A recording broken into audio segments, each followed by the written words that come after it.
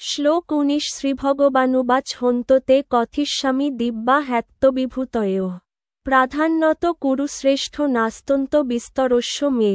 ১৯ শ্রীভগবান উবাচ পরমেশ্বর ভগবান বললেন, হস্ত হ্যাঁ, তে তোমাকে কথিষ্যামি আমি বলব, দিব্যা দিব্য, হি অবশ্যই, আত্মবিভূতয়োঃ আমার বিভূতিসমূহ, প্রাধান্যত যেগুলি প্রধান, কুরুশ্রেষ্ঠ হে কুরুশ্রেষ্ঠ, নাস্তি নেই, অন্ত অন্ত, বিস্তরস্য বিভূতি বিস্তারের।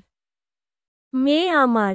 গীতার গান শ্রীভগবান কহিলেন, হে অর্জুন বলি শুন বিভূতি আমার, যাহার নাহি কন্ত অনন্ত অপার প্রধানত বলি কিছু শুন মন দিয়া। কুরুশ্রেষ্ঠ নিজ শ্রেষ্ঠ বুঝো সে শুনিয়া অনুবাদ পরমেশ্বর ভগবান বললেন হে অর্জুন, আমার দিব্য প্রধান প্রধান বিভূতিসমূহ তোমাকে বলব, কিন্তু আমার বিভূতিসমূহের অন্ত নেই। তাৎপর্য ভগবান শ্রীকৃষ্ণের মহত্ত্ব ও তার বিভূতি উপলব্ধি করা সম্ভব নয়। স্বতন্ত্র জীবাত্মার ইন্দ্রিয়গুলি সীমিত এবং তা দিয়ে কৃষ্ণ বিষয়ক তত্ত্ব পূর্ণরূপে জানা অসম্ভব। তবুও ভক্তেরা শ্রীকৃষ্ণকে জানতে চেষ্টা করেন, কিন্তু তাদের সেই প্রয়াস এই রকম নয়। অনুবাদ হে গুড়াকেশ, আমিই সমস্ত জীবের হৃদয়ে অবস্থিত পরমাত্মা। আমিই সর্বভূতের আদি, মধ্য ও অন্ত। তাৎপর্য এই শ্লোকে অর্জুনকে গুড়াকেশ বলে সম্বোধন করা হয়েছে, অর্থাৎ যিনি নিদ্রারূপী তামসকে জয় করেছেন। যারা অজ্ঞানতার অন্ধকারে নিদ্রিত, তারা কখনোই জানতে পারে না পরমেশ্বর ভগবান কিভাবে বিবিধ প্রকারে জড় ও চিন্ময় জগতে নিজেকে প্রকাশ করেন। তাই অর্জুনকে শ্রীকৃষ্ণের এভাবে সম্বোধন করা অত্যন্ত গুরুত্বপূর্ণ। অর্জুন যেহেতু এই তামসের অতীত, তাই পরমেশ্বর ভগবান তাকে বিভিন্ন বিভূতির কথা শোনাতে সম্মত হয়েছেন। শ্রীকৃষ্ণ প্রথমে অর্জুনকে জ্ঞাপন করেছেন যে, তার মুখা বিস্তারের মাধ্যমে তিনিই হচ্ছেন সমস্ত বিশ্বচরাচরের আত্মা। সৃষ্টির পূর্বে পরমেশ্বর ভগবান নিজেকে সাংস পুরুষ অবতার রূপে প্রকাশিত করেন এবং তার থেকেই সব কিছুর সৃষ্টি হয়। তাই তিনি হচ্ছেন মহৎ তত্ত্ব বা ব্রহ্মাণ্ডের উপাদানগুলির আত্মা। সমগ্র জড় শক্তি সৃষ্টির কারণ নয়।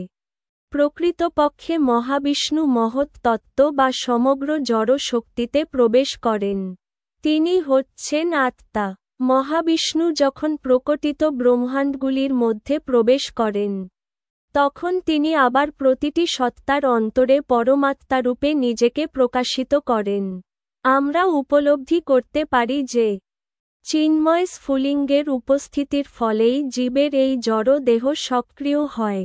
এই চিন্ময় স্ফুলিঙ্গ ব্যতীত দেহের কোন রকম বিকাশ হতে পারে না।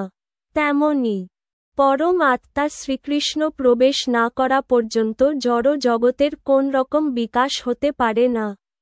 সুবল উপনিষদে বর্ণনা দেওয়া আছে, প্রকৃত্যাদি সর্বভূতান্তর্যামী সর্বশেষী চ নারায়ণ, পরম পুরুষোত্তম ভগবান পরমাত্মা রূপে সব কয়টি প্রকটিত ব্রহ্মাণ্ডেই বিরাজমান। শ্রীমদ্ভাগবতে ৩টি পুরুষ অবতারের কথা বর্ণনা করা হয়েছে। সেগুলি আবার শাক্ততন্ত্রেও বর্ণিত আছে। বিষ্ণন্তু ত্রিণী রূপাণী পুরুষাখ্যান্যথ বিদু, পরম পুরুষোত্তম ভগবান এই জড় জগতে কারণোদকশায়ী বিষ্ণু, গর্ভোদকশায়ী বিষ্ণু ও ক্ষীরোদকশায়ী বিষ্ণু এই ৩ রূপে নিজেকে প্রকটিত করেন। ব্রহ্মম্য সংহিতায় ৫-৪৭ মহাবিষ্ণু বা কারণোদকশায়ী বিষ্ণুর বর্ণনা আছে। কারণান্বজলে ভজতি স্ম যোগনিদ্রাম সর্বকারণের পরম কারণ পরমেশ্বর ভগবান শ্রীকৃষ্ণ।